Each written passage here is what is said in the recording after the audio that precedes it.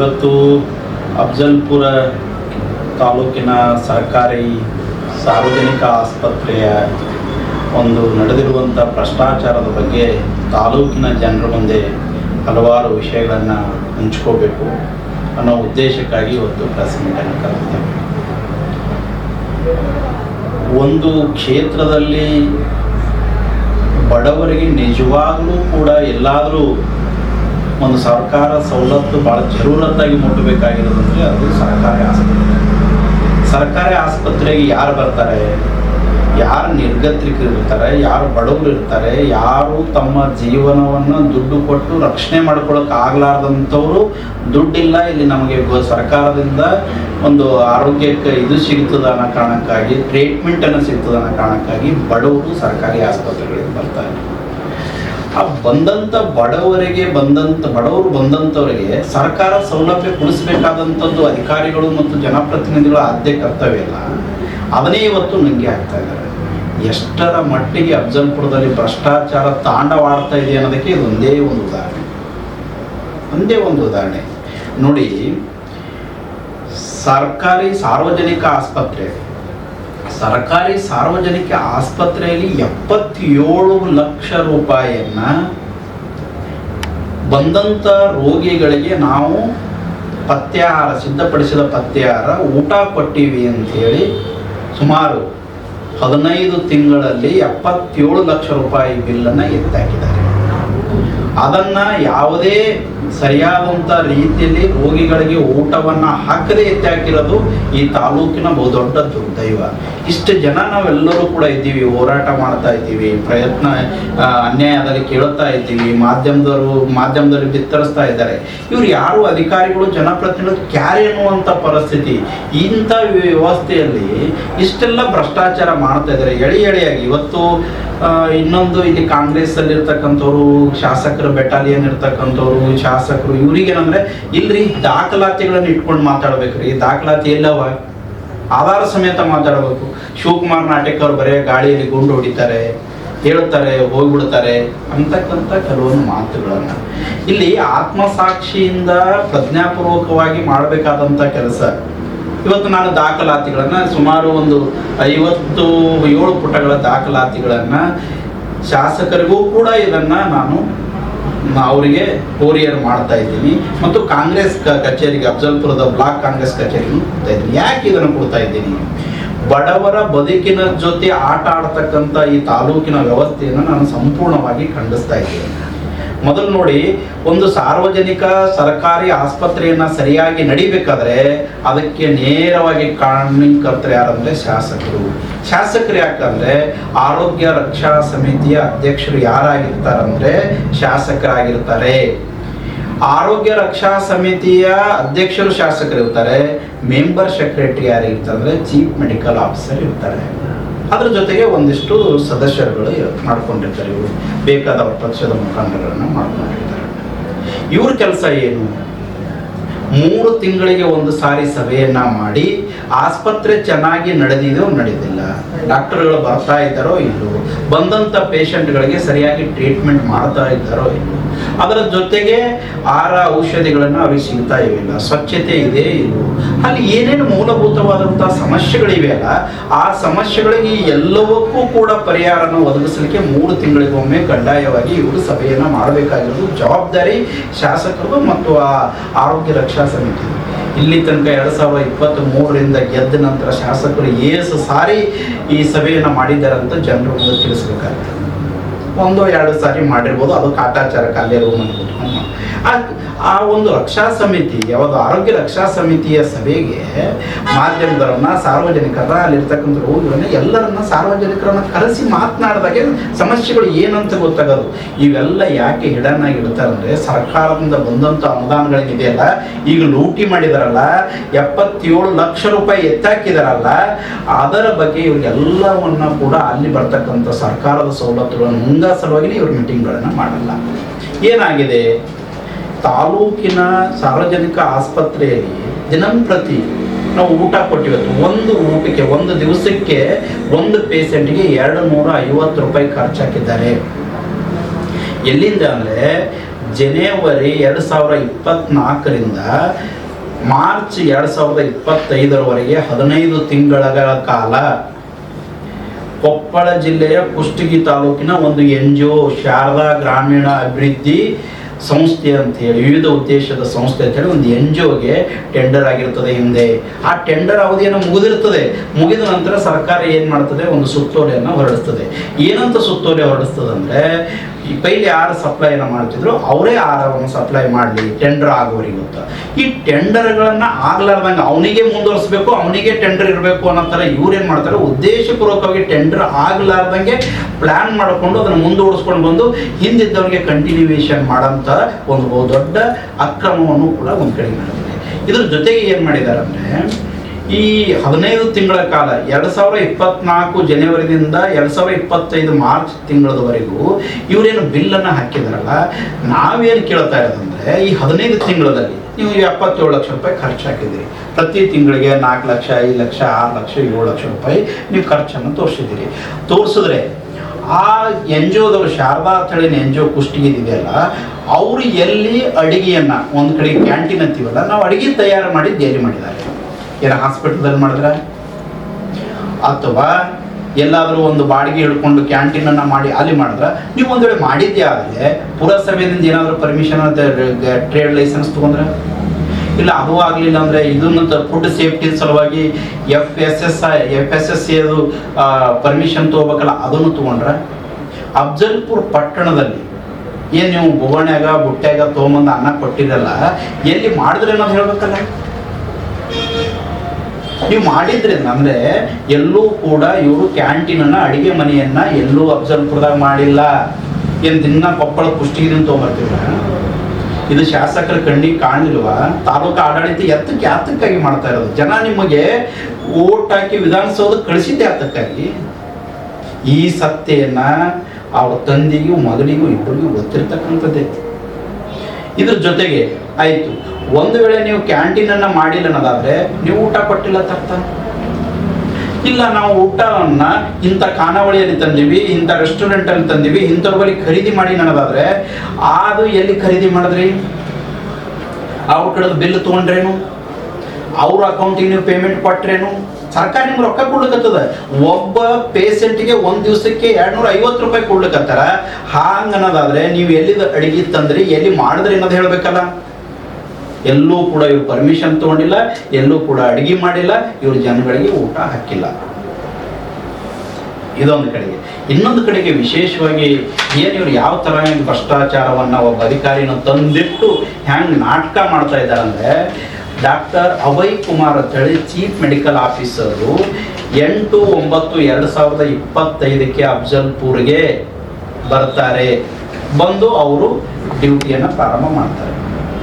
ಈ ಬಿಲ್ ಯಾವಾಗ? ಅವ್ರು ಇಲ್ಲಾರ್ದಾಗ ಅವನು ಊಟ ಹಾಕಿದ NGOದವರು. ಇವ್ರು 2024 ಜನವರಿದಿಂದ ಮಾರ್ಚ್ 2025 ತನಕ 15 ತಿಂಗಳು ಊಟ ಹಾಕಿದ್ದನ್ನು ಎಲ್ಲೂ ಅವತ್ತು ಪ್ರತಿ ದಿವಸ ದಾಖಲಾತಿಗಳೆಲ್ಲ ದಾಖಲೀಕರಿಸಿರ್ಬೇಕಲ್ಲ.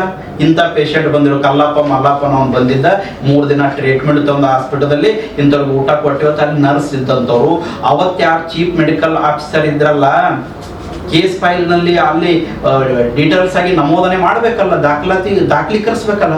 ಒಂದೇ ಒಂದು ದಾಖಲೀಕರಿಸಿಲ್ಲ. ಅವಾಗೇನು ಆ ಅವಧಿಯಲ್ಲಿ ಜನವರಿ 2024ರಿಂದ ಮಾರ್ಚ್ 25 ತನಕ 2025 ತನಕ ಯಾರು ಚೀಫ್ ಮೆಡಿಕಲ್ ಆಫೀಸರ್ ಇರ್ತಾರೋ, ಯಾರು ನರ್ಸ್ಗಳು ಇರ್ತಾರೆ, ಯಾರು ಡ್ಯೂಟಿ ಮೇಲೆ ಇರ್ತಾರೆ, ಅವ್ರು ಯಾರು ಕೂಡ ಬಿಲ್ಗಳಿಗೆ ಸಹಿ ಮಾಡಿರಲ್ಲ, ನೋಟ್ ಸೀಟ್ಗಳಲ್ಲಿ ಸಹಿ ಮಾಡಿರಲ್ಲ, ಎಲ್ಲಿ ದಾಖಲಾತಿಗಳದಾಗ ಅವ್ರದ್ದು ಸಹಿ ಇದ್ದಿರಲ್ಲ. ಇವರು ಡಾಕ್ಟರ್ ಅಭಯ್ ಕುಮಾರ್ ಬಂದ ಬಳಿಕ ಏನು ಮಾಡ್ತಾರೆ ಅಂದರೆ, ಇವರೇ ಒಂದು NGOದವ್ರಿಗೆ ಬರೀತಾರೆ, ನೀವು ಬಿಲ್ ಸಬ್ಮಿಟ್ ಮಾಡಿ ಅಂತ. ಈ ಮನುಷ್ಯಗೆ ಕನಸು ಬಿದ್ದಿತ್ತ ನೀವು 15 ತಿಂಗಳು ಊಟ ಹಾಕಿದ್ದಿ ಅಂತೇಳಿ? ನೀವು ದಾಖಲಾತಿ ನೋಡಿ ಮಾಡಬೇಕಲ್ಲ.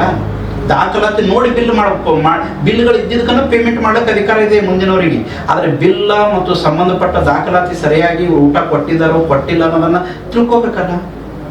ಬೆಳಗ್ಗೆ ಏನಿದೆ, ಬೆಳಗ್ಗೆ ಏನು ಕೊಡಬೇಕಾಗಿದೆ ಅಂದರೆ, ಬೆಳಗ್ಗೆ ಹಾಲು ಬ್ರೆಡ್ಡು ಉಪಹಾರ ಕೊಡಬೇಕು, ಮಧ್ಯಾಹ್ನ ಊಟ ಕೊಡಬೇಕು, ಸಾಯಂಕಾಲ ಒಂದು ಟೀ ಕೊಡಬೇಕು, ಮತ್ತೆ ಸಂಜೆಗೆ ಒಂದು ಊಟ ಕೊಡಬೇಕು.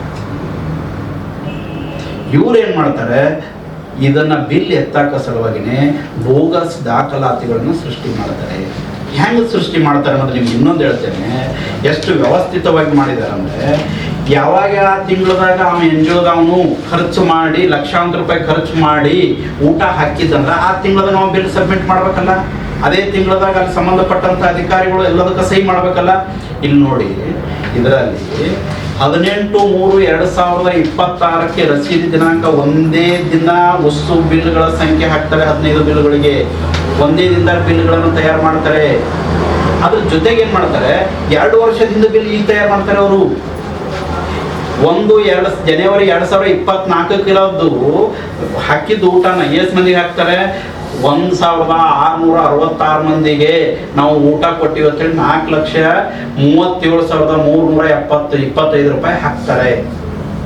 2 ವರ್ಷದ ಹಿಂದಿಂದು ಇವತ್ತು ರಸೀದಿ ಹರಿತಾರೆ.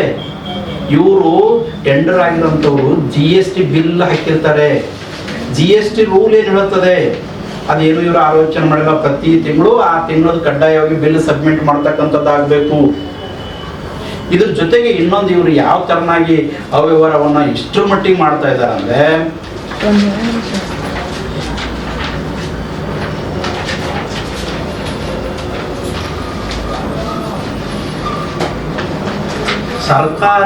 ಸರ್ಕಾರದ ಏನು ಆದೇಶ ಏನಿದೆ ಅಂದ್ರೆ, ಸರ್ಕಾರದ ಆದೇಶ ಆಯಾ ತಿಂಗಳಲ್ಲಿ ಬಿಲ್ ಸಲ್ಲಿಸೋದಲ್ಲದೆ ಆ ವರ್ಷದ ಆರ್ಥಿಕವಾಗಿ ಅದೇ ವರ್ಷದಲ್ಲಿ ಬಿಲ್ಲನ್ನು ಸಬ್ಮಿಟ್ ಮಾಡಬೇಕನ್ನೋ ಸ್ಪಷ್ಟವಾಗಿ ಸರ್ಕಾರದ ರೂಲ್ ಇದೆ.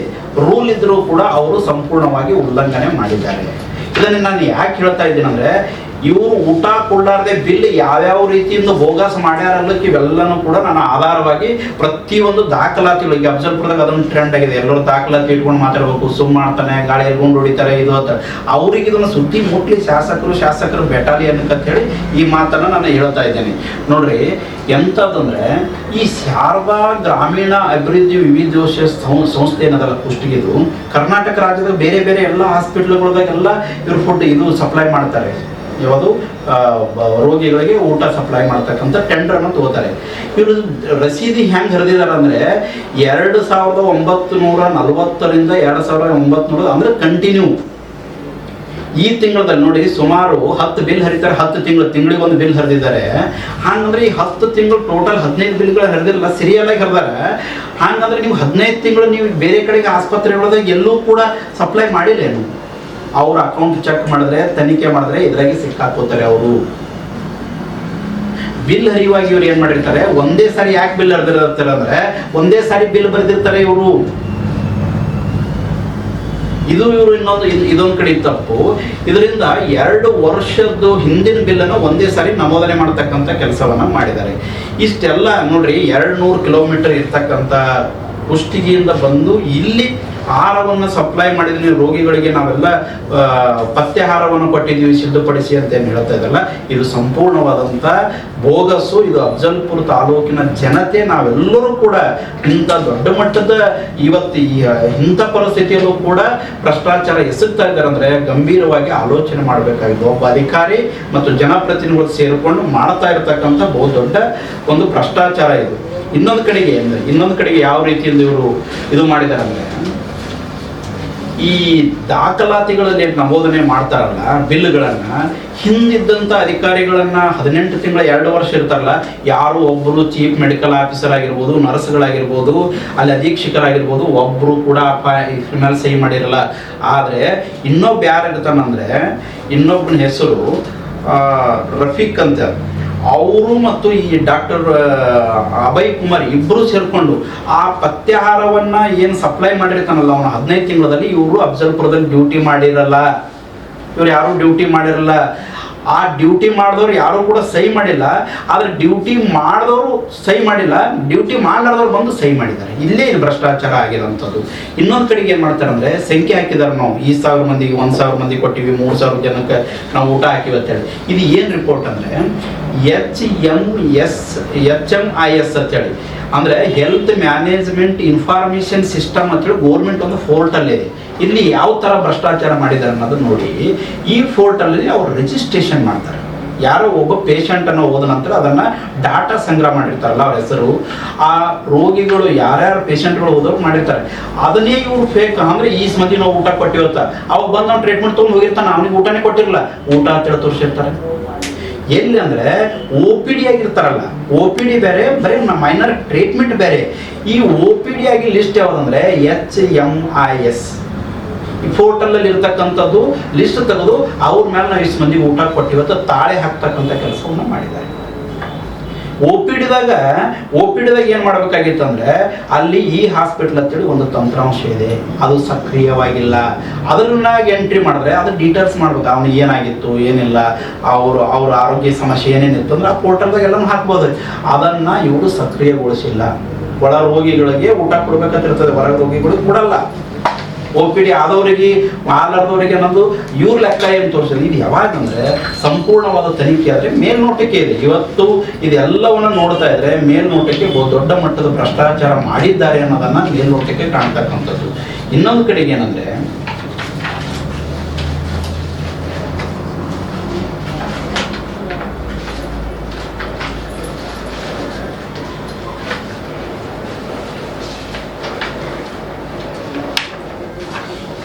ಇವೆಲ್ಲವನ್ನ ಏನೇ ಇಲ್ಲಿ ನಡಿಬೇಕಾದ್ರೂ ಆರೋಗ್ಯ ರಕ್ಷಾ ಸಮಿತಿಯ ಅಧ್ಯಕ್ಷರ ಗಮನಕ್ಕಿಲ್ಲದೆ ಏನನ್ನು ಕೂಡ ನಡೀಲಿಕ್ಕೆ, ಇಷ್ಟು ದೊಡ್ಡ ಮಟ್ಟದ ನಡೀಲಿಕ್ಕೆ ಅದು ಸಾಧ್ಯ ಇಲ್ಲ.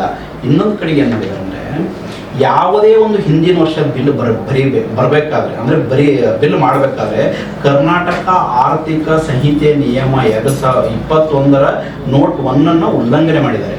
ಅಂದರೆ ಏನಂತ ಅದಕ್ಕೆ ವಿಳಂಬ ವಿನಾಯಿತಿ, ಡಿಲೇ ಕಂಡೋನೇಷನ್ ಅಂತ ಹೇಳಿ. ನಾವು ಹಿಂದಿನ ಬಿಲ್ ಈಗ ಮಾಡಬೇಕಾದ್ರೆ ಪರ್ಮಿಷನ್ ತೊಗೋಬೇಕಾಗ್ತದೆ. ಯಾರು ಅಂದರೆ ಸರ್ಕಾರ ರೂಲ್ ಏನಿದೆ ಅಂದರೆ 3,000ಕ್ಕಿಂತ ಹೆಚ್ಚಿಗಿದ್ದನ್ನು ಯಾವದಕ್ಕೆ ಸ್ಟೇಟ್ಗೆ ಹೋಗಿ ಅಲ್ಲಿ ಪ್ರಿನ್ಸಿಪಲ್ ಸೆಕ್ರೆಟರಿ ಸಂಬಂಧಪಟ್ಟ ಇಲಾಖೆಯಿಂದ ಫೈನಾನ್ಸ್ ಡಿಪಾರ್ಟ್ಮೆಂಟ್ದಿಂದ ಇವರು ಪರ್ಮಿಷನ್ ತೊಗೋಬೇಕು. ಏನಂತ ನಮಗೆ ವಿನಾಯಿತಿ ಕೊಡ್ರಿ ಅಂದ್ರೆ ನಮ್ಮ ಬಿಲ್ ಡಿಲೇ ಆಗಿದ್ದಕ್ಕೆ ನಮ್ಗೆ ವಿನಾಯಿತಿ ಕೊಡ್ಬೇಕಾದ್ರೆ ಸರ್ಕಾರಕ್ಕೆ ಹೋಗ್ಬೇಕು, ಫೈನಾನ್ಸ್ ಡಿಪಾರ್ಟ್ಮೆಂಟ್ಗೆ. ಇಲ್ಲಿ ಇನ್ನೊಂದು ನಾಟಕ ಏನು ಮಾಡಿದ್ದಾರೆ ಅಂದರೆ ಇವರು ಒಬ್ಬರು ಈ ಕಲಬುರಗಿ ವಿಭಾಗೀಯ ಸಹ ನಿರ್ದೇಶಕರು ಏನಿರ್ತಾರಲ್ಲ ಅವರೇ ಇದಕ್ಕೆ ಏನು ಮಾಡಿದ್ದಾರೆ, ಪರ್ಮಿಷನ್ ಕೊಟ್ಟಿದ್ದಾರೆ. ಅವರೇ ಪರ್ಮಿಷನ್ ಕೊಟ್ಟಿದ್ದಾರೆ, ಕೊಡ್ಲಿಕ್ಕೆ ಬರಲ್ಲ. ಕಲಬುರಗಿಯ ಸಹ ನಿರ್ದೇಶಕರು ಪರ್ಮಿಷನ್ ಕೊಡ್ಲಿಕ್ಕೆ ಬರಲ್ಲ, ಅವ್ರಿಗೆ ಅಧಿಕಾರನೇ ಇಲ್ಲ ಕೊಡ್ಲಿಕ್ಕೆ. ಅವರು ಈ ಡಾಕ್ಟರ್ ಶಂಕರಪ್ಪ ಮೈಲಾರಿ ಅನ್ನೋಂಥವ್ರು ಅವ್ರೇನು ಮಾಡ್ತಾರೆ, ಇದಕ್ಕೆ ಪರ್ಮಿಷನ್ ಕೊಡ್ತಾರೆ. ಯಾವುದಕ್ಕೆ? ವಿಳಂಬ ವಿನಾಯಿತಿಗೆ ಪರ್ಮಿಷನ್ ಕೊಡ್ತಾರೆ.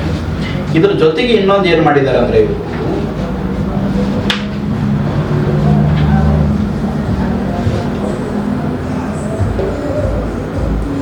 ಈ ಬ್ರೆಡ್ ಅನ್ನ ಸಪ್ಲೈ ಮಾಡಬೇಕು, ಇನ್ನೊಂದು ಮಾಡ್ಬೇಕಂದ್ರೆ ಅವರೇ ಪರ್ಮಿಷನ್ ಅನ್ನು ತೊಗೊಳ್ಬೇಕು. ಸ್ಥಳೀಯದವರು ಇದ್ದಿರಂದ್ರೆ ಅವ್ರು ಏನು ಮಾಡ್ಬೇಕಂದ್ರೆ ಬ್ರೆಡ್ ಅನ್ನ ತಯಾರಿಸೋ ಘಟಕದ ಪರವಾನಿಕೆ ಬೇಕು, ಇಂಥವ್ರ ಬಲ್ಲೇ ತೊಗೊಂಡಿವ್ ಅನ್ನೋದು ಬೇಕು. ಹಾಲಿಗೆ ಏನಿದೆ ಅಂದ್ರೆ ಸರ್ಕಾರದ ಸುತ್ತೋಲೆ ಇದೆ, ಕ್ಲಿಯರ್ ಆಗಿ ಸರ್ಕಾರದ ಆಯುಕ್ತರು, ಕಮಿಷನರ್ದು, ಹೆಲ್ತ್ ಕಮಿಷನರ್ ಸುತ್ತೋಲೆ ಇದೆ. KMF ದಾಗೆ ತೊಗೋಬೇಕು ನೀವು ಹಾಲು ಅಂತ. KMF ದಾಗ ಅವ್ನು ತೊಗೊಂಡಿದ್ದ ಅಂದ್ರೆ KMF ದಿಂದ ಬಿಲ್ ತೊಗೊಂಡಿರ್ಬೇಕಲ್ಲ ಆ ತಿಂಗಳದಾಗ ಏಟೆಡ್ ತೊಗೊಂಡಿವಿ ಅನ್ನೋದು. ಎಲ್ಲ ರೀತಿಯಿಂದ ಇದೆಲ್ಲ ನೋಡಿದಾಗ ಕೂಡ ಭಾಳ ದೊಡ್ಡ ಮಟ್ಟದ ಭ್ರಷ್ಟಾಚಾರ, ಬೋಗಸ್ ಮಾಡಿ ಎತ್ತಾಕ್ತಕ್ಕಂಥ ಕೆಲಸವನ್ನು ಮಾಡಿದ್ದಾರೆ. ಹಾಗಾಗಿ ಇದರ ಬಗ್ಗೆ ನಾವು ಈಗಾಗಲೇ ಎಲ್ಲ ಕಡತಗಳನ್ನು ಯಾರ್ಯಾರು ಮಾಡಿದ್ದಾರೆ ಇಬ್ಬರೇ ಸೇರ್ಕೊಂಡು ಕಡತಗಳ ಮೇಲೆ ಸಹಿ ಇರೋದು. ಪೈಲಿದ್ದವ್ರು 15 ತಿಂಗಳದಾಗ ಯಾರು ಆಡಳಿತ ಮಾಡಿಲ್ಲ, ಅವ್ರದ್ದು ಯಾರೂ ಇಲ್ಲ. ಡಾಕ್ಟರ್ ಅಭಯ್ ಕುಮಾರ್ ಆಡಳಿತ ಅಧಿಕಾರಿ ಒಬ್ಬರು, ಇನ್ನೊಬ್ರು ಯಾರಂದ್ರೆ ಅಧೀಕ್ಷಕರು ರಜಾಕ್ ಸಾಬ್ ಅಂಗಡಿ ಅಂತೇಳಿ ಇವರಿಬ್ಬರು ಸೇರಿಕೊಂಡು ಎಲ್ಲದರ ಮೇಲೆ ಸಹಿ ಮಾಡಿ ಆ NGOದವ್ರು ಕೂಡ ಸೇರಿ ಈ ವಿಭಾಗೀಯ ಸಹ ನಿರ್ದೇಶಕರು ಇವರು 3-4 ಜನ ಗ್ಯಾಂಗನ್ನು ಮಾಡಿಕೊಂಡು ಇದರ ಹಿಂದೆ ಯಾರ್ಯಾರು ಶಾಸಕರ ಸುಪುತ್ರದ ಏನೇನು ಕೈವಾಡಿದೆ ಅನ್ನೋದು ಇನ್ನೂ ತನಿಖೆ ಆದ ಬಗ್ಗೆ ಹೊರಗೆ ಬರ್ತದೆ. ನಾನೇನು ಇವತ್ತು ಎಲ್ಲ ದಾಖಲಾತಿಗಳನ್ನು ಶಾಸಕರ ಮನೆಗೆ ಪೋಸ್ಟ್ ಮಾಡ್ತಾ ಇದ್ದೀನಿ. ಯಾಕಂದರೆ ಪಾಪ ಶಾಸಕರು ಏನು ಮಾಡ್ತಾರೆ ಅಂದರೆ ಬ್ಯುಸಿ ಇರ್ತಾರೆ, ಭಾಳ ಕೆಲಸಗಳು, ಭಾಳ ಲೆಕ್ಕಪತ್ರಗಳು ತೊಗೋಬೇಕಾಗ್ತವೆ. ಯಾರ್ಯಾರು ಎಲ್ಲಿ ಎಷ್ಟು ಬಿಲ್ ಹಾಕಿದ್ರು, ಯಾವ ರೀತಿಯಿಂದ ತೊಗೋಬೇಕಂತ ಬ್ಯುಸಿ ಇರ್ತಾರೆ. ಇವೆಲ್ಲ ಸ್ಟಡಿ ಮಾಡೋಕ್ಕಾಗಲ್ಲ ಅವ್ರಿಗೆ. ನಾ ಎಲ್ಲ ಅದ್ರ ಬಗ್ಗೆ ಅಧ್ಯಯನ ಮಾಡಿ ಸುಮಾರು ಒಂದು 57 ಪುಟದ ದಾಖಲಾತಿಗಳನ್ನು ಪಿನ್ ಟು ಪಿನ್ ಎಲ್ಲ ಸೆಕ್ಷನ್ ವೈಸ್ ಎಲ್ಲಿ ಎದ್ರಾಗ ಹೆಂಗೆ ಮಾಡೋದು ಒಂದು 10 ನಿಮಿಷ ಓದಿಬಿಟ್ರೆ ಗೊತ್ತಾಗ್ಬಿಡ್ತದೆ. ನಾನೇನು ಆಗ್ರಹ ಮಾಡ್ತಾ ಇದ್ದೀನಿ ಅಂದರೆ, ನಾನು ಬರೀ ಶಾಸಕರ ಮೇಲೆ ಆರೋಪ ಮಾಡ್ತಾ ಇಲ್ಲ, ನೀವು ಅದ್ರಾಗ ಏನೂ ಕೈವಾಡ ಇದ್ದಿದ್ದಿಲ್ಲ ಅಂದ್ರೆ, ನೀವು ಇದ್ರಾಗ ಏನೂ ತಿಂದಿದ್ದಿಲ್ಲ ಅಂದ್ರೆ ನೀವು ಇಮಿಡಿಯೇಟ್ಲಿ ಆ್ಯಕ್ಷನ್ ಮಾಡಿ ಸಂಬಂಧಪಟ್ಟವ್ರ ಮೇಲೆ ಕ್ರಿಮಿನಲ್ ಕೇಸ್ ಹಾಕಿಸಿ ವಾಪಸ್ ವಸೂಲಿ ಮಾಡಿಸ್ತಕ್ಕಂಥ ಕೆಲಸ ನೀವು ಪ್ರಾಮಾಣಿಕಿದ್ರೆ ಮಾಡ್ತೀರಿ. ಇಲ್ಲ ಅಂದರೆ ನೀವು ಗಪ್ ಕೂತೀರಿ ಅಂದರೆ ನೀವು ಇದ್ರಾಗ ಪಾಲ ನಿನಗೆ ನಿಮ್ಮ ಪುತ್ರಿಗೆ, ನಿಮ್ಮ ಶಾಸಕರು ಸುಪುತ್ರರು ಇದ್ರಾಗ ಏನದ ಸಂಶಯ ಬರೋದು ನಿಜ. ಇದ್ರ ಕೂಡ ಇನ್ನೊಂದು ನಾನು ಪ್ರೆಸ್ ಮೀಟ್ ಮಾಡೋದಂದ್ರೆ ಈ ಕಾಂಗ್ರೆಸ್ ಒಂದಿಷ್ಟು ಮಂದಿ ಮುಖಂಡರು ಅವ್ರು ಖಾಸ್ ಇದ್ದವ್ರು, ಭಾಳ ಮಂದಿ ಕಾಂಗ್ರೆಸ್ ಅವ್ರು ಅದಾರ. ಆದ್ರೆ ಇವ್ರು ಖಾಸ್ ಇರೋರು ಅವ್ರು ಎಗರಿ ಬೀಳ್ತಾರೆ ನನ್ನ ಮೇಲೆ. ಅವನು ಸುಳ್ಳು ಹೇಳ್ತಾನೆ, ಅವನು ದೂರೇ ಕೊಡಲ್ಲ. ನಾನು ದೂರ ಕೊಟ್ಟಿದ್ದೀನಿ, ದೂರ ಕಾಪಿ ಇಲ್ಲಿದೆ ಇಲ್ಲ. ಯಾರ್ಯಾರಿಗೆ ಕೊಟ್ಟಿನಿ ದೂರ ಅಂದರೆ ಮನೆ ಕೊಟ್ಟು ಬಂದಿದ್ದೀನಿ, 8 ದಿನ ಆಯ್ತು ಕೊಟ್ಟು.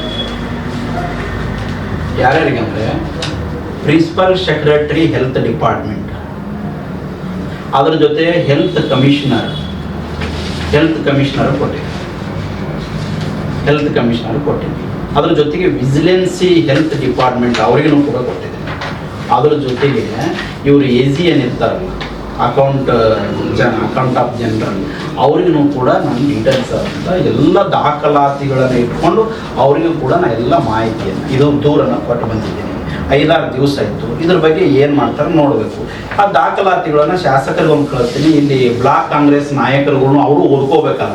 ನಾನು ಬ್ಲಾಕ್ ಕಾಂಗ್ರೆಸ್ ನಾಯಕರು ಏನದು ಯಾಕೆ ಹೇಳ್ತಾ ಇದ್ದೀನಿ ಅಂದರೆ, ಏನಾರು ಆಯ್ತು ಅಂದ್ರೆ ಒಮ್ಮೆ ಹೋರಾಟ ಇದು ಮಾತಾಡಕ್ಕೆ ಬರ್ತಿರಲ್ಲ, ನಿಮ್ಗೆ ಆತ್ಮಸಾಕ್ಷಿ ಅನ್ನೋದಿದ್ರೆ ಬಡ ಜನರು, ರೋಗಿಗಳು, ಪೇಷಂಟ್ಗಳಲ್ಲಿ ಬಂದವರಿಗೆ ಅನ್ನ ಹಾಕಿವಿ ಅಂಥೇಳಿ ಸುಳ್ಳು ಎತ್ತಲ್ಕತ್ತಾರ. ರಾಜಕಾರಣ ಒಂದು ಕಡೆ ಗಿಡವನ, ಇಲ್ಲಿ ನಡೆದಂಥ ಕೆಟ್ಟ ವ್ಯವಸ್ಥೆ ಧಿಕ್ಕಾರ ಹೇಳೋದೊಂದು ಆತ್ಮಸಾಕ್ಷಿನ ಕೆಲಸ ಮಾಡ್ಬೇಕಲ್ಲ. ನೀವು ನಿಮ್ಮ ಶಾಸಕರಿಗೆ ಹೇಳಿದ್ರ ಮ್ಯಾಲೆ ಪನಿಷ್ಮೆಂಟ್ ಮಾಡಿಸ್ರಿ. ತಪ್ಪು ನಡೆದಾಗ ಬಿಡಬಾರ್ದಲ್ಲ. ನಿಮ್ಗಿನ್ನ ಏನು ಕೊಡ್ಬೇಕು ಎಲ್ಲನೂ ಕೊಡ್ತಾ ಇದ್ದೀನಿ. ಮಾಡ್ತಿರೋ ಮಾಡಲ್ಲ ಮುಂದೆ ನೋಡ್ತೀನಿ. ಇದೊಂದು ಕಾಂಗ್ರೆಸ್ ಕಮಿಟಿಯವ್ರಿಗೆ ಕಳಿಸ್ತಾ ಇದ್ದೀನಿ, ಬ್ಲಾಕ್ದವರಿಗೆ, ಅದ್ರ ಜೊತೆ ಶಾಸಕರಿಗೆ ಕಳಿಸ್ತಾ ಇದ್ದೀನಿ, ಕಮಿಷನರ್ ಕೊಟ್ಟಿದ್ದೀನಿ. ಒಂದು 15-20 ದಿನದಲ್ಲಿ ಏನಾದರೂ ಇದ್ರ ಬಗ್ಗೆ ಒಂದು ಶೀಘ್ರವಾದಂಥ ತನಿಖೆಯನ್ನು ನಡೆದೇ ಹೋದರೆ ಮುಂದಿನ ದಿನಮಾನದಲ್ಲಿ ನಾನು ಯಾವುದೇ ಕಾರಣಕ್ಕೆ ಹಿಂದೂ ಸರಿಯಲ್ಲ ಸಹಕಾರಿ ಆಸ್ಪತ್ರೆಯ ಮುಂದೆ ಧರಣಿ ಸತ್ಯಾಗ್ರಹವನ್ನು ಇದಕ್ಕೊಂದು ತಾರ್ಕಿಕ ಅಂತ್ಯ ಸಿಗುವವರೆಗೂ ಕೂಡ ಯಾವುದೇ ಕಾರಣಕ್ಕೆ ಹಿಂದೂ ಸರಿಯಲ್ಲ ಹೋರಾಟವನ್ನು ಪ್ರಾರಂಭಿಸ್ತಾ ಇದ್ದೀನಿ. ಹಾಗಾಗಿ ಈ ತಾಲೂಕಿನಲ್ಲಿ ಇದೊಂದೇ ಇವತ್ತು ಉದಾಹರಣೆ ತಗೋರಿ, 77 ಲಕ್ಷ ರೂಪಾಯಿ ಅನ್ನ ಬಡವರಿಗೆ ಅನ್ನ ಹಾಕ್ಲಾರ್ದೆ ಅನ್ನ ಹಾಕಿ ಇವತ್ತು ಎತ್ತಿತ್ತಿನಂಥ ಕಾಲ ಏನು ಅಫಜಲ್ಪುರದ ನಿರ್ಮಾಣ ಆಗಿದೆಯಲ್ಲ, ಭ್ರಷ್ಟಾಚಾರವನ್ನು ತುಂಬ ತುಳುಕ್ತಾ ಇದೆ. ಇನ್ನೂ ಭಾಳ ಆಸ್ಪತ್ರೆಯಲ್ಲಿ ಬೇರೆ ಬೇರೆ ಕಡೆ ಇನ್ನೂ ಭಾಳ ದಾಖಲಾತಿ ಒಂದೊಂದು ಎಲ್ಲ ಶಾಸಕರಿಗೆ, ಕಾಂಗ್ರೆಸ್ ನಾಯಕರುಗಳಿಗೆ, ಈ ತಾಲೂಕಿನ ಜನರಿಗೆ ಇವು ಮುಂದಿಡ್ತಕ್ಕಂಥ ಕೆಲಸವನ್ನು ಮಾಡ್ತೇನೆ ಅಂತ ಹೇಳ್ಬೇಕಾಯ್ತು. ಇವಾಗ ಈ ಹಿಂದೆ ಅಂದರೆ ಈ ಸದ್ಯಕ್ಕೆ ಏನು ಮಾಡ್ತಾ ಇದ್ದೀರಿ ಅಂತಂದ್ರೆ ಅಂದರೆ ಊಟದ ಇದರಲ್ಲಿ ಹಗರಣ ಆಗ್ಯದ ಅನ್ನೋದು ನಿಮ್ಮ ಆರೋಪ ಹೌದು. ಆದರೆ ಇಲ್ಲಿ ಬಂದಿರತಕ್ಕಂಥ ರೋಗಿಗಳಿಗೆ ವ್ಯವಸ್ಥಿತವಾದ ಒಂದು ಅಂದರೆ ಇದು ಸಿಗಲ್ಲ, ಟ್ರೀಟ್ಮೆಂಟ್ ಸಿಗಲ್ಲ. ಎಷ್ಟೋ ಉದಾಹರಣೆಗಳು ಡೆತ್ ಆಗಿರ್ತಕ್ಕಂಥವದವ, ಸಂಘಟನೆಯಿಂದ ಹೋರಾಟ ಆಗಿರ್ತಕ್ಕಂಥದ್ದು ಅದಾವ. ಮತ್ತು ಅದೇ ಬಾಡಿಯನ್ನು ಇದ್ರದ್ದು ಹಾಸ್ಪಿಟಲ್ ಎದುರುಗಡೆ ಎತ್ಕೊಂಡು ಪ್ರತಿಭಟನೆ ಮಾಡಿರ್ತಕ್ಕಂಥದ್ದು. ಇದನ್ನೆಲ್ಲ ಆದಮೇಲೆ ಸೈಲೆಂಟ್ ಆಗಿರ್ತಕ್ಕಂಥ ಉದಾಹರಣೆಗಳ ಒಂದು ಆ್ಯಕ್ಷನ್ ಆಗಿರ್ತಕ್ಕಂಥ ಉದಾಹರಣೆಗಳು ಅಫಜಲ್ಪುರ ತಾಲೂಕಿನಲ್ಲಿ ಕಂಡು ಬಂದಿಲ್ಲ. ಇದ್ರ ಬಗ್ಗೆ ಇಲ್ಲಿ ಸಂಘಟನೆ ಆಗಿರ್ಬೋದು, ವಿರೋಧ ಪಕ್ಷ ಆಗಿರ್ಬೋದು, ಏನಾದರೂ ಇದಕ್ಕೆ ಆ್ಯಕ್ಷನ್ ಮಾಡೋಕ್ಕೆ ಏನಾದರೂ ಪ್ರಯತ್ನ ಪಟ್ರ? ಇಲ್ಲಿ ಸ್ಪಷ್ಟವಾಗಿ ಹೇಳೋದೇನಂದ್ರೆ, ನೀವು ಹೋರಾಟ ಮಾಡ್ತೀರಿ, ದೂರು ಕೊಡ್ತೀರಿ, ಆ್ಯಕ್ಷನ್ ಯಾಕೆ ಆಗ್ತಾ ಇಲ್ಲ, ಪನಿಷ್ಮೆಂಟ್ ಯಾಕೆ ಆಗ್ತಾ ಇಲ್ಲ ಅಂತ ನೀವು ಕೇಳ್ತಕ್ಕಂಥ ಪ್ರಶ್ನೆ. ಇದನ್ನು ಯಾರು ಮಾಡಬೇಕು? ಇದು ಮಾಡಬೇಕಾಗಿರೋದು ಮೇಲಾಧಿಕಾರಿಗಳು ಸೂಕ್ತವಾದ ತಂಡನ ರಚನೆ ಮಾಡಿ ತನಿಖೆ ಮಾಡಿ ಎಲ್ಲಿ ತಪ್ಪು ಮಾಡಿದ್ದಾರೆ ಆ ಅಂಶಗಳನ್ನು ಕಂಡುಹಿಡಿದು ಆ ಸಂಬಂಧಪಟ್ಟ ಯಾರು ಏನು ತಪ್ಪು ಮಾಡಿದ್ದಾರೆ ಅವ್ರ ಮೇಲೆ ಕ್ರಮ ಜರುಗಿಸಬೇಕಾದಂಥದ್ದು ಒಂದು ಕೆಲಸ.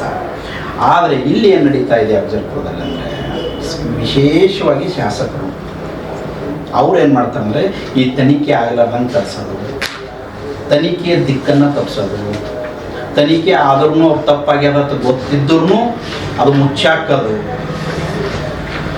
ಈ ತಾಲೂಕಿನ ಜನರಿಗೆ ಹೇಳಕ್ಕೆ ಬಯಸ್ತಾ ಇದ್ದೇನೆ, ಶಾಸಕರು ಈ ತಾಲೂಕಿನಲ್ಲಿ ನಡೆದಂಥ ಭ್ರಷ್ಟಾಚಾರವನ್ನು ಹೊರಡು ಬರಲಾರ್ದಂಗೆ ತಡಿಲಿಕ್ಕೇ ಶಾಸಕರಾಗಿದ್ದು ಹೊರತು ಅಭಿವೃದ್ಧಿ ಮಾಡೋಕ್ಕಲ್ಲ ಅನ್ನೋದು ಸ್ಪಷ್ಟವಾಗಿ ಹೇಳಕ್ಕೆ ಬಯಸ್ತಾರೆ. ಸರ್, ಈಗ ಈ ಹಿಂದೆ ಅಭಯ್ ಕುಮಾರ್ ಇದ್ದಾಗ ಈ ಹಗರಣ ಆಗಿತ್ತು 2019ದಾಗ ಕೋವಿಡ್ ಮೂಮೆಂಟ್ದಾಗ ರೋಗಿಗಳಿಗೆ ಒಳ ರೋಗಿ ದಾಖಲಾದ ರೋಗಿಗಳಿಗೆ ಊಟ ಹಾಕಿವೆ ಅಂತ ಬಿಲ್ ಮಾಡಿದ್ರು. ಅವಾಗೂ ಈ ಸುದ್ದಿ MLA ಅವ್ರ ಗಮನಕ್ಕೆ ತಂದಾಗೂ ಪುನಃ ಡಾಕ್ಟರ್ ಅಭಯ್ ಕುಮಾರ್ನ ಅಫಜಲ್ಪುರ ತಾಲೂಕಿನ ಆಸ್ಪತ್ರೆಗೆ ತೊಗೊಂಡ್ಬರ್ತಾರಲ್ಲ ಸರ್. ಇದು ಅವ್ರದ್ದು ಅದೇ ಹೇಳ್ಕೊತೀನಿ, ಭ್ರಷ್ಟಾಚಾರದ ಎಲ್ಲ ಮಜಲುಗಳನ್ನು ಶಾಸಕರಿಗೆ ಗೊತ್ತಿದೆ. ಹಿರಿಯರಿದ್ದಾರೆ, 50 ವರ್ಷದಿಂದ ರಾಜಕಾರಣ ಮಾಡ್ಕೊಂಡು ಬಂದಿದ್ದಾರೆ. ಅದೇ ಹೇಳ್ತಾ ಇದ್ದೀನಿ, ಭ್ರಷ್ಟಾಚಾರವನ್ನು ರಕ್ಷಿಸಲಿಕ್ಕೇನೆ ಶಾಸಕರಿದ್ದಾರೆ ಹೊರತು ಭ್ರಷ್ಟಾಚಾರ ತಡೆದು ಬಡ ಪೇಷಂಟ್ಗಳಿಗೆ ಏನು ಬಡ ರೋಗಿಗಳಿಗೆ ದುಡ್ಡಿಲ್ಲದೆ ಜೀವನ ಉಳಿಸ್ಕೋಬೇಕಂತ ಬಂದಿರ್ತಾರಲ್ಲ ಅವ್ರ ರಕ್ಷಣೆಗಾಗಿ ಶಾಸಕರಿಲ್ಲ. ಸರ್ ಇನ್ನೊಂದು, ಇವತ್ತಿಗೂ ಏನು ನಡೀತಾ ಇದೆ ಈಗ ಹೇಳ್ತಾ ಇದ್ದೀರಲ್ಲ, ಬಿಸಿ ಅಂದರೆ ಊಟ ಕೊಡ್ತಕ್ಕಂಥದ್ದನ್ನು ಅಲ್ಲಿ ಕೊಡ್ತಾ ಇಲ್ಲ ಅನ್ನೋದು ಇದು ಮೊದಲಿಂದ ಬಂದಿರತಕ್ಕಂಥದ್ದು, ಇದೇನು ಹೊಸದೇನಂತೂ ಅಲ್ವೇ ಅಲ್ಲ, ಹೌದಾ? ಇಲ್ಲಿ ವಿರೋಧ ಪಕ್ಷದಾಗಿರ್ತಕ್ಕಂಥವ್ರು ತಾವುಗಳಾಗಿರ್ಬೋದು, ಇನ್ನು ನಿತಿನ್ ಗುತ್ತಿದಾರಾಗಿರ್ಬೋದು, ಎಂದಾದರೂ ಹೋಗಿ ರೋಗಿಗಳಿಗೆ ಯಾವ ರೀತಿಯಾದಂಥ ಊಟ ಕೊಡ್ತಾ ಇದ್ದಾರಾ, ಅದಕ್ಕೆ ಕ್ವಾಲಿಟಿ ಇದೆಯಾ ಇಲ್ವಾ ಅಂತ ಏನಾದರೂ ಅದ್ರ ಬಗ್ಗೆದಾಗ ಏನಾದರೂ ವೀಕ್ಷಣೆ ಮಾಡಿದ್ರ, ಭೇಟಿ ಕೊಟ್ರ ಮತ್ತು ಅದ್ರ ಬಗ್ಗೆ ಧ್ವನಿ ಎತ್ತಿದ್ರ? ಏನೂ ಆಗಿಲ್ಲಲ್ಲ ಸರ್. ಇವತ್ತು ನೀವು ಹಗರಣ ಆಗ್ಯದ ಅನ್ನೋ ಕಾರಣಕ್ಕಾಗಿ ಧ್ವನಿ ಎತ್ತಾ ಇದ್ದೀರಿ ಹೊರತು ಇವತ್ತು ಕೊಡ್ತಕ್ಕಂಥ ಈ ಹಿಂದೆ ಎಷ್ಟೋ ರೋಗಿಗಳು ಬಂದು ಊಟ ಸಿಗದೇ ಇರ್ತಕ್ಕಂಥದ್ದು ಅವ್ರು ಖರೀದಿ ಮಾಡಿ ಊಟ ಮಾಡಿ ಹೋಗಿರ್ತಕ್ಕಂಥ ಉದಾಹರಣೆಗಳದಾವ. ಈಗ ಅದರ ಬಗ್ಗೆದಾಗ ಇಲ್ಲಿವರೆಗೂ ಯಾರು ಮಾತಾಡ್ತಾ ಇಲ್ಲಲ್ಲ ಸರ್. ಯಾಕೆ ಮಾತಾಡ್ತಾ ಇಲ್ಲ? ಯಾಕೆ? ಏನಾದರೂ ನೀವು ಅಡ್ಜಸ್ಟ್ಮೆಂಟ್ ಇದ್ದೀರಾ?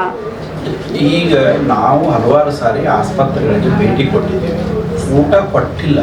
ಇಲ್ಲ ರೀ ಬಿಲ್ಲೇ ಇಲ್ಲ, ಅವ್ರು ಊಟ ಕೊಡ್ತಾ ಇಲ್ಲ ಅಂತ ಹೋಗಿ ಹೇಳಿದ್ರು. ಶಾಸಕರಿಗೆ ಮಾತಾಡ್ಬೇಕಾಗಿತ್ತಲ್ಲ ಸರ್, ಈ ಸ್ಪಾಟ್ ಅಲ್ಲೇ ಮಾತಾಡ್ಬೇಕಾಗಿತ್ತು.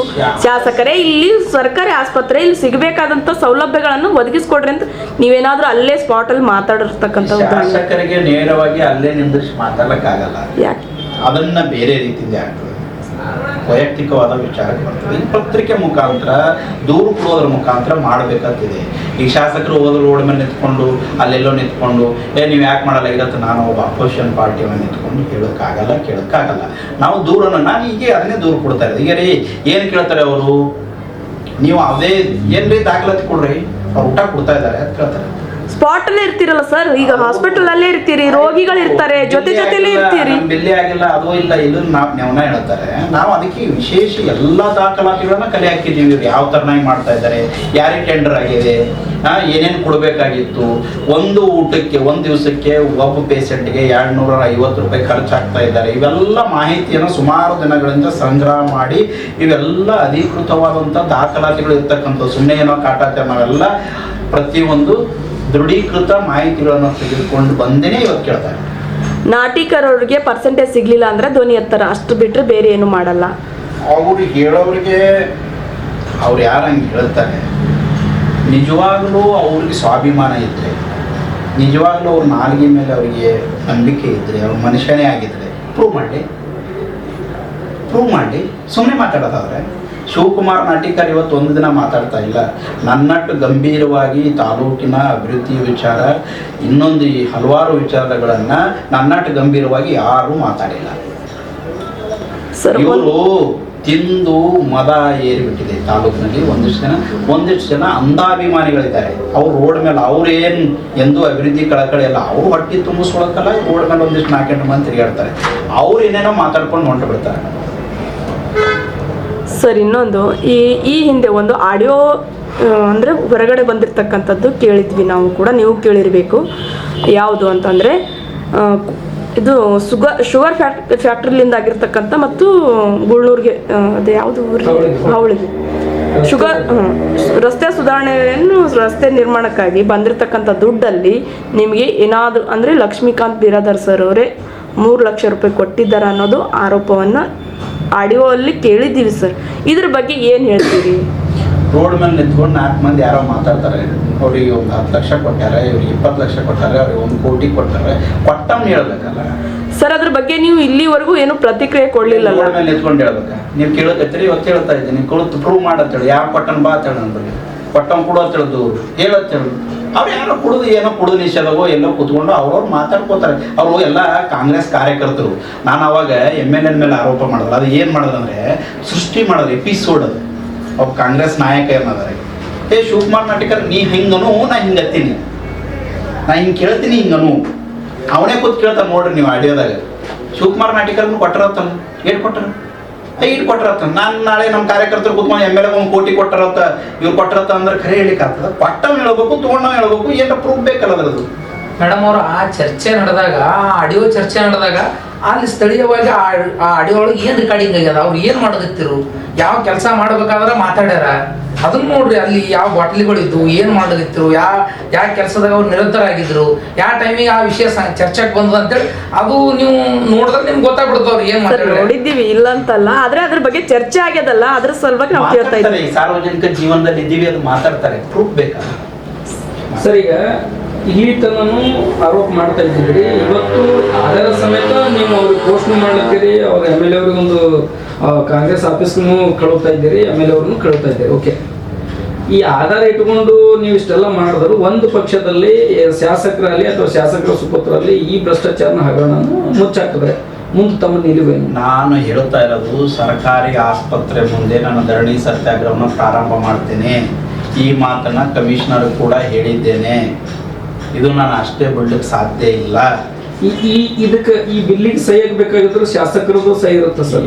ಇರಲ್ಲ. ಇಲ್ಲಕ್ಕೆ ಆರೋಗ್ಯ ಸುರಕ್ಷಾ ಸಮಿತಿದು ಫಸ್ಟ್ ದುಡ್ಡು ಎಷ್ಟೆಷ್ಟು ಖರ್ಚಾಯ್ತು ಅಂತ 3 ತಿಂಗಳಿಗೂ ಮೀಟಿಂಗ್ ಆಗಬೇಕಾದ್ರೆ ಅಲ್ಲಿ ಸಿಗ್ನೇಚರ್ ಮಾಡೇಬೇಕು. ಈಗ ಇರ್ದಾಗ ಸುರಕ್ಷಾ ಸಮಿತಿದಾಗಿದ್ದ ನಾಗಪಾರೇಕರ್ ಎಕ್ಸ್ಪರ್ಟ್ ಆಗ್ಯಾರ, ಚಂದು ದೇಸಾಯಿ ಅದ, ಆಮೇಲೆ ಯಾರು ಡಾಂಗೆ ಅಂತ ಅದಾರ, ಇನ್ನು ಇರ್ದಾಗ ಒಂದು 5-6 ಜನರು ಅದಾರ, ಲಿಸ್ಟ್ ಅದಾರ. ಇವ್ರದ್ದು ಸಹಿ ಆದ್ರೆ ದುಡ್ಡು ರಿಲೀಸ್ ಆಗ್ತದ ಮಾಹಿತಿಗಳು ಅದಾವ ನಮ್ಗೆ. ಅದೇನೆ ಮತ್ತೆ ಅವರೆಲ್ಲರೂ ಆರೋಗ್ಯ ರಕ್ಷಾ ಸಮಿತಿಗೆ ಏನೇನು ಪವರ್ಸ್ಗಳಿದೆ, ಅವ್ರು ಏನೇನು ಮೀಟಿಂಗ್ ಮಾಡಬೇಕು. ಇವತ್ತಿದು ಫೈನಾನ್ಷಿಯಲಿ ವಿಚಾರ, ಅದನ್ನು ಟೆಂಡರ್ ಆಗಿರ್ತದೆ, ಮತ್ತೊಬ್ರು ಮುಂದುವರ್ಸಿರ್ತಾರೆ, ಅದ್ರ ಪ್ರಕಾರ ಪೇಮೆಂಟ್ ಇವ್ರ ಗಮನಕ್ಕೆ ಅದನ್ನು ನಾನು ಅದೇ ಹೇಳಿದ್ದು.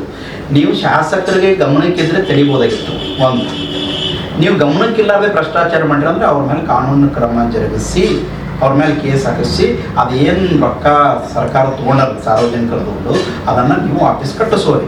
ಇಲ್ಲ ನೀವು ಅಟ್ಟೆ ಗಪ್ ಕೂತಿರೋ ನೀವು ಇದ್ರಾಗ ತಿಂದಿರಿ ಅಂತ ಅರ್ಥ ಹೇಳಿದ್ದೀರಿ. ಅದಕ್ಕೆ ಹೇಳಿದ್ದೀನಿ.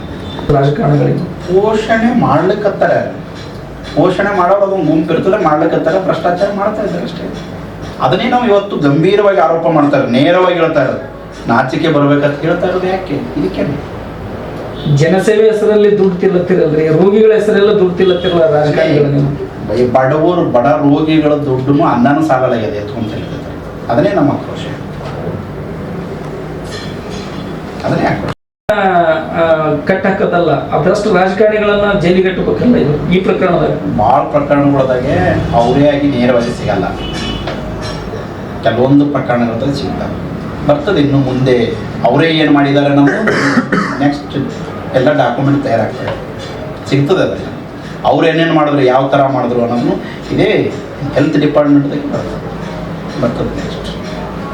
ಈ ಹಿಂದೆ ಅಕ್ರಮ ನೇಮಕಾತಿದಾಗ ಒಂದು ಸಲ ಹೆಸರು ಬಂತು, ಒಂದು ಚಾನಲ್ದಾಗ ಬರ್ಬೇಕಾದ್ರೆ ಒಂದು ಅರ್ಧ ಗಂಟೆದಾಗೆ ಬಂದೈತಲ್ಲ ಸರ್? ಅದೆಲ್ಲ ನನಗೆ ಡೀಪಾಗಿ ಗೊತ್ತಿಲ್ಲ, ಯಾವಾದ್ರಾಗ ಗೊತ್ತು ಏನಾಯ್ತು. ಅಲ್ಲ, ಅದು ಭ್ರಷ್ಟಾಚಾರನಲ್ಲ, ಅದು ಅಕ್ರಮನೇ ಅಲ್ಲ. ಇದು ಮಾಡ್ಯಾರಂದ್ರೆ ಅದು ಮಾಡಿಲ್ಲ ಅಂತ ಹೆಂಗೆಲ್ಲಕ್ಕಾಗುತ್ತೆ? ಮಾಡ್ಯಾರೋ ಮಾಡಿಲ್ಲ, ನನಗೇನು ತಿಳಿದ, ನನಗೇನು ದಾಖಲಾತಿಗಳು ಅಷ್ಟೇ ಮಾತು. ನಾನು ಇನ್ನೊಂದು ಏನಾಗ್ತದೆ, ಅವ್ನು ತಪ್ಪು ಮಾಡ್ಯಾನಂತ ಕಣ್ಣಿಗೆ ಕಾಣ್ತಾ ಇದ್ರು ಕೂಡ ದಾಖಲಾತಿಗಳು ಇಲ್ಲದೆ ಮಾತಾಡಲಿಕ್ಕೆ ಹೋದರೆ ಆರೋಪ ನನ್ನ ಮೇಲೆ ಮಾಡ್ತಾರೆ.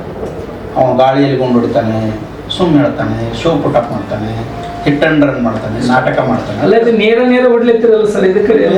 ನೋಡಮ್ಮ, ಅದಕ್ಕೆ ಅದೇ ಕಳಿಸ್ತಾ ಇದ್ದೆ. ಇದೇ ಫಸ್ಟ್ ನಾನು 15 ವರ್ಷನಾಗ ಶಾಸಕರಿಗೆ ನೇರವಾಗಿ ಪ್ರೆಸ್ ಮೀಟ್ ಮುಖಾಂತರ ಒಂದು ದೂರ ಇದೆಲ್ಲ ಭ್ರಷ್ಟಾಚಾರ ಮಾಡಿರಿ ಸಾಹೇಬ್ರೆ, ಇದ್ರ ಬಗ್ಗೆ ನಿಮ್ದು ಏನದ ಅಂತ ಕೇಳಕ್ಕೆ ಇದಾದ ಬಳಿಕ ಮತ್ತೆ ನಾನು ಕೊಟ್ಟಿದ್ದಕ್ಕೆ ಜನಪ್ರತಿನಿಧಿ ನ್ಯಾಯಾಲಯದಲ್ಲಿ ಒಂದು ದಾವೆ ಹೂಡ್ಬೋದಲ್ಲ? ಅದೆಲ್ಲ ಕಾನೂನಾತ್ಮಕವಾದ ವಿಚಾರ, ಭಾಳ ಡೀಪ್ ಆಗಿರ್ತದೆ. ಕೇಸನ್ನು ಅಡ್ಮಿಟ್ ಆಗಬೇಕಾದ್ರೆ, ಫಿಟ್ ಆಗಬೇಕಾದ್ರೆ ಭಾಳ ಪೂರಕವಾದ ದಾಖಲಾತಿಗಳನ್ನ ಬೇಕು. ಇವತ್ತು ಮುಂಜಾನೆ ಡಿಸ್ಕಷನ್ ಮಾಡಿದ್ವಿ, ಇದನ್ನು ಕ್ರಿಮಿನಲ್ ಕೇಸ್ ಮಾಡ್ಲಿಕ್ಕೆ ಸಾಧ್ಯ ಅದ ಆರೋಪಿ. ನಾವು ನೇರವಾಗಿ ದೂರನ್ನು ಇದನ್ನು ಮಿಸ್ಯೂಸ್ ಮಾಡಿದ್ದು ಮಾಡ್ಲಿಕ್ಕೆ ಬರ್ತದೇನು, ಲೋಕಾಯುಕ್ತದಾಗ ಏನಾಗ್ತದೆ, ಇವೆಲ್ಲನೂ ನಡೆಸಿದ್ದೀವಿ, ನೋಡೋಣ ಆಗೋದು ಏನಾಗ್ತದೆ. ಫಸ್ಟ್ ಹಂತ ನಾವೆಲ್ಲನೂ ಡೆಡ್ ಎಂಡಿಗೆ ಒಮ್ಮರಿಗೆ ಹೋಗ್ಬೇಕಾಗಲ್ಲ, ಹಂತ ಹಂತವಾಗಿ ಅದನ್ನು ಸ್ವರೂಪವನ್ನು ಗಟ್ಟಿ ಮಾಡ್ತೀವಿ, ಬಿಡಲ್ಲ. ಇದಕ್ಕೊಂದು ದಂಡಿಗೆ ಹಚ್ಚತನ ಬಿಡಲ್ಲ, ಹೋರಾಟ ಕೈಗೆ ಎತ್ಕೋತೀನಿ. ಎಷ್ಟು ದಿನ ಹೋಗ್ತದೆ ಹೋಗ್ಲಿ, ಅಲ್ಲೇ ಹಾಸ್ಪಿಟ್ಲ್ ಮುಂದೆ ಇರ್ತೀನಿ, ದಂಡಿಗೆ ಏನದ ನೋಡಮ್ಮ, ಇವ್ರದ್ದು ಏನದ ಅವ್ನು ನೋಡೇ ಬಿಡಮ್ಮ. ದೂರು ಕೊಟ್ಟರೆ ದೂರು ಮುಚ್ಚಾಕ್ತಾರೆ, ಇನ್ನೊಂದು ಮಾಡ್ತಾರೆ, ಏಸು ಮುಚ್ಚಾಕ್ತಾರೆ ನೋಡೋಣ. ಇನ್ನೊಂದಿಷ್ಟು ದಾಖಲಾತಿಗಳನ್ನು ತೆಗಿಬೇಕಾಗಿದೆ. ನೀವು ಹೇಳೋದಲ್ಲ, ಆರೋಗ್ಯ ರಕ್ಷಾ ಸಮಿತಿ ಎಸ್ ಮೀಟಿಂಗ್ ಮಾಡಿಲ್ಲ, ಇವರು ಮಾಡಿಲ್ಲ ಸರ್. ಒಂದೇ 3 ವರ್ಷನ್ಯಾಗ 3 ಮೀಟಿಂಗ್ ಏನು 1 ಮೀಟಿಂಗ್ ಆಗಿರ್ಬೇಕು. ದಾಖಲೆಗಳದಾಗ ಎಲ್ಲ ರೆಡಿ ಮಾಡ್ತಾರೆ. 1 ಲಕ್ಷಕ್ಕಿಂತ ಅಧಿಕ ದುಡ್ಡು ಭ್ರಷ್ಟಾಚಾರ ಆಗ್ಯದ ಅಂತ ಆರೋಪ ಮಾಡ್ತಾ ಇದ್ದೀರಿ. ಡಾಕ್ಟರ್ ಅಭಯ್ ಕುಮಾರ್ ಗೌರ್ಮೆಂಟ್ ಹಾಸ್ಪಿಟ್ಲೇ ಸಾಲ ಆಗದಂತ ಸ್ಟೇಟ್ಮೆಂಟ್ ಅದ ಸರ್. ಮತ್ತೆ ಸಾಲ ಎದಕ್ಕೆ ಮಾಡ್ಯಾರ ಹೇಳಿ, ಜನರ ಮುಂದೆ ಇದಕ್ಕೆ ಸಾಲ ಮಾಡಿವ್ರಿ, ಭಾಳ ಹೈರಾಣಾಗಿ ಸಾಲ ಮಾಡಿ ಆಸ್ಪತ್ರೆ ನಡೆಸ್ಲಿಕ್ಕೆ ಹೇಳಿ. ಸರ್ಕಾರಕ್ಕೆ ಅಷ್ಟು ದುಸ್ಥಿತಿ ಬತ್ತಾ? ಅಭಯ್ ಕುಮಾರ್ ಪಾಟೀಲು ಅಭಯ್ ಕುಮಾರ್ ಮಾಡಾಟ ಸಾಲ ಮಾಡಾಟ ದುಸ್ಥಿತಿ ಇತ್ತು. ಸರ್ ಇನ್ನೊಂದು ಗೌರ್ಮೆಂಟ್ ಹಾಸ್ಪಿಟ್ಲಲ್ಲಿ ಒಂದು ಸ್ಕ್ಯಾನಿಂಗ್ ಸೆಂಟರ್ ಇಲ್ಲ, ಎರಡನೇದು ಫಾರ್ಮಸಿ ಸ್ಟಾಪ್ ಇಲ್ಲ. ಇದ್ರ ಬಗ್ಗೆ ಯಾರು ಮಾತಾಡ್ತಾ ಇಲ್ಲಲ್ಲ ಸರ್. ಬೇಕು ಅಂತ ಹೇಳಿ ಒಬ್ಬರಾದರೂ ಇಲ್ಲಿ ಅವ್ರಿಗೆ ಆಗ್ರಹ ಮಾಡ್ತಕ್ಕಂಥದ್ದು ಉದಾಹರಣೆಗಳೇ ಇಲ್ಲ. ಎಲ್ಲಿವರೆಗೂ ಅಂದ್ರೆ ಈ ಹಾಸ್ಪಿಟಲ್ ಎಂದು ಸ್ಟಾರ್ಟ್ ಆಗಿದೋ ಅಲ್ಲಿವರೆಗೂ ಫಾರ್ಮಸಿ ಇಲ್ಲ. ಯಾರೋ ನರ್ಸ್ ಆಗಿರ್ಬೋದು, ಯಾರನ್ನು ಇನ್ನೊಬ್ರು ಡಿ ಗ್ರೂಪ್ದವ್ರು ಆಗಿರ್ಬೋದು, ಅಂಥವ್ರು ಇವತ್ತು ಟ್ಯಾಬ್ಲೆಟ್ ಕೊಡ್ತಾ ಇದ್ದಾರೆ ಅಂತಂದ್ರೆ ಇವತ್ತಿನ ತಾಲೂಕಿನ ಸಾರ್ವಜನಿಕ ಆಸ್ಪತ್ರೆ ಆಡಳಿತ ವ್ಯವಸ್ಥೆ ಎಲ್ಲಿಗೆ ಬಂದು ನಿಂದ್ರಲತ್ತದ ಅಂತ. ಇವತ್ತು ಡಿ ಗ್ರೂಪ್ದವ್ರಿಗೆ ಏನು ಗೊತ್ತಾಗುತ್ತೆ ಸರ್? ಅವ್ರು ನರ್ಸಿಂಗ್ ಓದೋರ ಫಾರ್ಮಸಿ ಬಗ್ಗೆ ಗೊತ್ತಿರ್ತಕ್ಕಂಥದ್ದ. ಇದ್ರ ಬಗ್ಗೆದಾಗ ವಿರೋಧ ಪಕ್ಷದಾಗಿದ್ದವ್ರು ನೀವು ಇದ್ರ ಬಗ್ಗೆ ಗಮನ ಹರಿಸ್ಬೇಕಲ್ಲ. ಜನರ ಆರೋಗ್ಯದ ಬಗ್ಗೆ ನಿಮಗೆ ಇರ್ಬೇಕಲ್ಲ ಕಾಳಜಿ. ಈ ಕಾಳಜಿ ಇಟ್ಕೊಂಡು ಇದ್ರ ಬಗ್ಗೆದಾಗ ಮಾತಾಡ್ಬೇಕಲ್ಲ ಸರ್. ಇದು ಒಂದೇ ಇಲ್ಲ ರೀ, ಇನ್ನ ಎಪಿಸೋಡ್ ಒಂದೊಂದು ಹಂತ ಬರ್ತಾರೆ. ಪ್ರತಿಯೊಂದು ಕೂಡ ಗೌರ್ಮೆಂಟ್ ಹಾಸ್ಪಿಟಲ್ ಮಾಹಿತಿ ಕಲೆ ಹಾಕ್ತಾ ಇದ್ದೀನಿ. ಎಲ್ಲನೂ ಕಲೆ ಹಾಕಿ ಹೊರಗೆ ಹಾಕ್ತೀನಿ. ಪ್ರತಿಯೊಂದಿನ ಭಾಳ ಇದೆ, ಇದೇನು ಸಣ್ಣದಿದೆ ಇನ್ನೂ ಭಾಳ ಇದೆ, ಎಲ್ಲನೂ ಮಾಡ್ಕೊಂಡು ನಡೀತಾ ಇದೆ, ಬಿಡಲ್ಲ ಇದೆ. ಇವತ್ತು ಇದು ಈ ಭ್ರಷ್ಟಾಚಾರ ಬಗ್ಗೆ ಧ್ವನಿ ಎತ್ತಾ ಇದ್ರಿ. ಓಕೆ, ನಮ್ಮ ತಾಲೂಕಿನಲ್ಲಿ ಇರ್ತಕ್ಕಂಥ ಸಂಘಟನೆಗಳು ಏನ್ ಮಾಡ್ತಾ ಇದಾವ, ಮಾಧ್ಯಮಗಳು ಏನ್ ಮಾಡ್ತಾರೆ? ಅವ್ರು ಮಾಡಿಲ್ಲ ಅಂತ ನಾ ಹೇಳಲ್ಲ. ಭಾಳ ಮಂದಿ ಸಂಘಟನೆಗಳು ಹೋಗಿರ್ತಾರೆ. ಅನುಭವದ ಕೊರತೆ, ದೂರ ಎಲ್ಲಿ ಕೊಡಬೇಕು ಇದು ನಾವು ಯೋಚನೆ ಮಾಡಿ ನಾನು 4 ಕಾಪಿ ಕೊಟ್ಟು ನಾನೇ ಹೋಗಿ ಬೆಂಗಳೂರಲ್ಲಿ ಈ ದೂರನ್ನು ಹೆಂಗೆ ಕೊಡಬೇಕು ಅಂತ 7 ಪೇಜ್ ಅದು ನಮ್ಮ ದೂರ. 7 ಪೇಜ್ ಇದು ರೆಡಿ ಮಾಡ್ಲಿಕ್ಕೆ ಸುಮ್ಮನೆ ಒಂದು 2 ನಿಮಿಷ ಕುತ್ಕೊಂಡು ಮಾಡೋಂಥದ್ದಲ್ಲ. ನೀವು ಇದನ್ನು ಓದಿದ್ರೆ ವಿತ್ ಸೆಕ್ಷನ್, ವಿತ್ ಎಷ್ಟು ದಿನ ಸಜಾ ಆಗ್ತದ, ಏನೇನು ಕಾನೂನಿನ ಕ್ರಮ ಆಗ್ತದ, ಯಾವ ಸೆಕ್ಷನ್ ಅಡಿ ಆಗ್ತದ ಹಾಕಿದ್ರೆ ಸುಮ್ಮನೆ ಆಗಿಲ್ಲ. ಭಾಳ ಡೀಪ್ ಆಗಿ ಇದನ್ನು ಸ್ಟಡಿ ಮಾಡಿ. ಈಜಿ ನಮಗೆ ಒಂದು ಇರೋದು ಆಫ್ ದಿ ರೆಕಾರ್ಡ್ ಹೇಳ್ತೀನಿ ನಿಮಗೆ. ಇವ್ರೇನು ಈಜಿ ಇರ್ತಾರೆ, ಯಾರು ಅಕೌಂಟ್ ಆಫ್ ಜನರಲ್ ಇವ್ರೇನಿರ್ತಾರೆ, ಅವ್ರೇನಾದ್ರೂ ಇನ್ವೆಸ್ಟಿಗೇಷನ್ ಮಾಡಿದ್ರೆ ಬರೋಬ್ಬರಿ ಸಿಕ್ಕಾಗ್ತಾರೆ. ಈ ಡಿಪಾರ್ಟ್ಮೆಂಟ್ ಲೀವ್ ಏನು ಬರ್ತಾರಲ್ಲ ಇವ್ರು ಕಲ್ಲಪ್ಪ ಮಲ್ಲಪ್ಪ, ಅವ್ರು ಬಂದರೆ ಸರಿಯಾಗಿ ಇನ್ವೆಸ್ಟಿಗೇಷನ್ ಮಾಡಲ್ಲ. ಆದರೆ ಅದೇ ಚಾರ್ಜ್ ಶೀಟ್ ಟೈಪ್ ನಾವೇ ತಯಾರು ಮಾಡಿಬಿಟ್ಟಿವಿ. ಅವ್ರಿಗೆ ಏನು ಕೊಡ್ತೀವಿ ನಾವು ದಾಖಲಾತಿ ಪಾಯಿಂಟ್ಸ್ಗಳು ಕೊಟ್ಟಿವಿ ನಾವು. ಇದ್ರ ಮೇಲೆ ನೀನು ನಾವು ವಿಚಾರ್ತೀವಿ. ನೀವು ಎಲ್ಲರೂ ಏನು ಮಾಡೋದು, ಈಗ ಒಬ್ಬ ಸಂಘಟನೆ, ನಾನು ಸಂಘಟನೆ, ಈಗ ಹೋರಾಟಗಾರ ಏನು ಮಾಡ್ತಾನೆ, ಹೋಗಿ ಒಂದು ಅವ್ಯವಹಾರಗಾದ್ರೆ ಊಟ ಕೊಟ್ಟಿಲ್ಲ ಇದು ಮಾಡಿ ದಾಖಲಾತಿ ಕೊಡೋಕೆ ದಾಖಲಾತಿ ಸಿಗಲ್ಲ. ದಾಖಲಾತಿಗಳನ್ನು ಕೊಟ್ಟಿವನ್ನು ಸರಿಯಾಗಿ ಸ್ಟಡಿ ಮಾಡಿ ಒಂದು ರಿಪೋರ್ಟ್ ರೆಡಿ ಮಾಡ್ಬೇಕಲ್ಲ. ರಿಪೋರ್ಟ್ ರೆಡಿ ಮಾಡಿ ಕೊಟ್ಟಾಗ ಮಿಸ್ ಮಾಡ್ಲಿಕ್ಕಾಗಲ್ಲ. ನಾನು ಇಲ್ಲಿ ನೀಟಾಗಿ ಬರ್ತೀನಿ, ಏನಂತ ಬರ್ತೀನಿ, ಒಂದು ಪೋಸ್ಟಾಗಿ ರೆಡಿ ಆಗಿದೆ. ಇಲ್ಲಿ ಏನಂತ ಹೇಳಿವಿ ಅಂದರೆ 2260 ಜನರಿಗೆ ಇವರು ಊಟ ಕೊಟ್ಟಿವಿ ಅಂತ ಬರ್ದಾರಿ. ಅದಕ್ಕೆ 250 ರೂಪಾಯಿ ಹಾಕಿ 5,93,250 ರೂಪಾಯಿ ಹಾಕ್ಯಾರ. ಯಾವ ತಿಂಗಳದಾಗ ಅಂದರೆ 2024 ಫೆಬ್ರವರಿದಾಗೆ ಊಟ ಹಾಕಿದ್ದೆ ಅಂದ್ರೆ 2260 ಮಂದಿಗೆ ನೀವು ಊಟ ಹಾಕಿದ್ದೆ ಅಂದ್ರೆ ಎಲ್ಲಿ ರೆಡಿ ಮಾಡಿದ್ರಿ? ನಿನ್ನ ಅಡುಗೆ ಮನೆ ಎಲ್ಲಿತ್ತು, ಯಾವ ಬೋಗಣೆ ತೊಗೊಂಬಂದು, ಯಾರಲ್ಲಿ ಕೆಲಸ ಮಾಡಿದ್ರು, ಯಾರ್ಯಾರು ತಂದು ಹಾಕಿದ್ರು, ಬ್ರೆಡ್ ಎಲ್ಲಿ ತಂದು, ಹಾಲು ಎಲ್ಲಿ ತಂದು, ಒಲಿ ಎಲ್ಲಿ ಹೂಡ್ದು, ಹಂಗಾದ್ರು ಪರ್ಮಿಷನ್ ತೊಗೊಂಡೇನು, FSS ಇದು ಪರ್ಮಿಷನ್ ತೊಗೊಂಡೇನು, ಇಲ್ಲಿ ಟ್ರೇಡ್ ಲೈಸೆನ್ಸ್ ಪುರಸಭೆದಿಂದ ತೊಗೊಂಡೇನು, ನೀ ಎಲ್ಲಿ ಬಾಡಿಗೆ ಹಿಡಿದಿದ್ದಿ? ಸರ್ ಇವಾಗ ತಾಲೂಕಿನಾಗಿರ್ತಕ್ಕಂಥ ಹೋಟೆಲ್ಸ್ ಆಗಿರ್ಬೋದು, ದಾಬಾ ಆಗಿರ್ಬೋದು, ಬೇಕರಿ ಆಗಿರ್ಬೋದು, ಫುಡ್ ಇಲಾಖೆ ಪ್ರತಿ ತಿಂಗಳು ಹೋಗಿ ವಿಸಿಟ್ ಕೊಟ್ಟು ವೀಕ್ಷಣೆ ಮಾಡಬೇಕು. ಅದು ಕ್ವಾಲಿಟಿ ಕೊಡ್ತಾ ಇದ್ದಾರೋ ಇಲ್ಲೋ, ವ್ಯವಸ್ಥಿತವಾಗಿ ಮಾಡ್ತಾ ಇದ್ದಾರೋ ಇಲ್ಲೋ, ಇದ್ರ ಬಗ್ಗೆದಾಗ ಫುಡ್ ಇಲಾಖೆ ಮಾಡಬೇಕು. ಏನಾದರೂ ನಡೀತಾ ಇದೆಯಾ? ಇದು ಅವ್ರದ್ದು ಸಪ್ರೇಟ್ ವಿಂಗ್ ಅದ ಮೇಡಮ್, ಸಪ್ರೇಟ್ ವಿಂಗ್ ಅದ. ಅವ್ರು ಏನಿಲ್ಲ ಕುತ್ಕೊಂಡು ಒಂದು ಸೊಕ್ಕ ತೋರಿಸಿ ಸಹಿ ಮಾಡ್ಕೊಡ್ತಾರೆ ಅಷ್ಟೇ. ಜನರ ಆರೋಗ್ಯ ಏನಾಗ್ಬೋದು ಸರ್ ಇದ್ರ ಬಗ್ಗೆ? ಹಂಗೆ ಕೆಟ್ಟದಲ್ರಿ, ಈಗ ಆರೋಗ್ಯ ಕೆಟ್ಟ ಇದೆ ನಡುವೆ ಸಮಸ್ಯೆ ಆಗಿದೆ ಸರ್. ನಾವು ಒಂದಿನ ಅವ್ರಿಗೆ ಸಪೋರ್ಟ್ ಮಾಡೋದು, ನಾವೆಲ್ಲ ಸಹಿಸ್ಕೊಂಡು ಕೂತೀವಲ್ಲ, ನಾವೆಂತ ಮೂರು ಆಕ್ರೋಶನೇ ಬರ್ತಾ ಇಲ್ಲ, ಶಿಕ್ಷೆ ಬರ್ತಾ ಇಲ್ಲ ನಮ್ಮಲ್ಲಿ. 70 ಲಕ್ಷ ರೂಪಾಯಿ ಊಟ ಹಾಕಿಲ್ಲ ಅಂತ ಹೇಳಿ ಎತ್ಕೊಳಕತ್ತಾರ್ರಿ ಬಡ ರೋಗಿಗಳಲ್ಲಿ. ನಮ್ಮವ್ರು ಯಾರು ಸಂಬಂಧಿಕರು ಇರ್ತಾರೆ, ಜಾತಿಯವ್ರು ಇರ್ತಾರೆ, ನಮಗೆ ಬೇಕಾದ್ರು ಇರ್ತಾರೆ, ನಾವು ಹೋಗಿರ್ತೀವಿ, ಸುಮ್ಮನೆ ಎತ್ತಲ್ಕತ್ತಾರೆ. ಅಲ್ಲಿ ಹೋದ್ರೆ ಕುಡ್ಲಿಕ್ಕೆ ಚಂದ ನೀರು ಸಿಗಲ್ಲ, ಅಲ್ಲಿ ಹೋದ್ರೆ ಕಡೆ ಅಂತ ಮಚ್ಚಾರ. ನಾವು ಹೋಗ್ತೀವಲ್ಲ ಹಾಸ್ಪಿಟ್ಲ್, ಏನದ ಕ್ಲೀನ್ ಅದ, ಕ್ಲೀನಿಂಗ್ ಮಾಡೋರಿಗೆ ಏಸ್ ಮಂದಿ ಪೇಮೆಂಟ್ ಕೊಡ್ಲಿಕ್ಕತ್ತಾರೆ.